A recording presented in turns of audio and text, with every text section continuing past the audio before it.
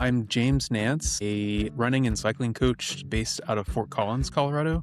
I used to teach college mathematics, and I absolutely loved connecting with all the students, forming those relationships, seeing them learn and grow. And I no longer teach, but I kind of missed that connection component. I really enjoy working with athletes who are maybe pursuing multiple sports or are pursuing a big goal in one sport, but still want to stay in touch with their other disciplines, whether that's cycling or skiing or swimming or whatever else. I really enjoy helping athletes balance chasing a big goal in one discipline while doing things that they still really enjoy and find valuable. I love coaching athletes of any age or chasing any discipline, whether that's a road 5K or a marathon, or a cyclist who just wants to show up and hang on a little longer during the group rides on the weekends, or whether they're training for some big endurance ride, a Grand Fondo or something like that. I really enjoy working with athletes who are maybe stuck in an injury cycle, athletes who are struggling or have struggled with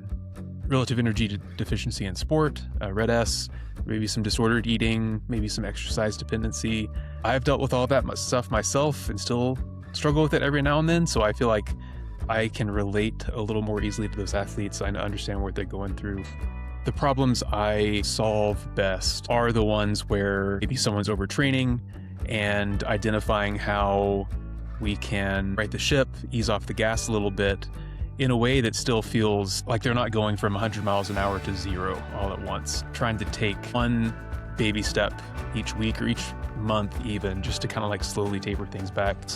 So if we can find one thing to tweak each week or each couple of weeks and just slowly work away, that seems to be a really impactful way to approach some of these problems. My hot take is that I don't enable any of the color coding of workouts in Training Peaks. I feel like seeing those colors, it assigns like bad to red and not good enough to yellow. And I really want to get away from that mindset, because sometimes taking a red day or skipping a workout could be you perfectly executing your training plan.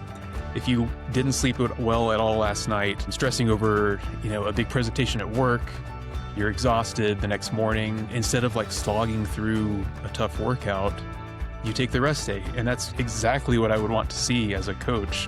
What sets me apart as a coach is that I care really deeply about the athletes that I coach.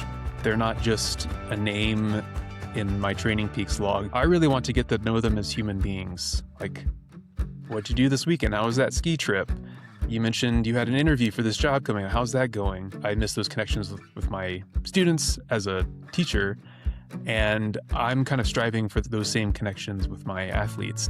I help multi-sport athletes chase big goals and dreams while staying in touch with their athletic identity, whether that's running and then going on that group ride on the weekends, or doing some downhill skiing on the weekends, or whatever else that they're able to do that expresses themselves as an athlete. I help them retain that in their athletic journey.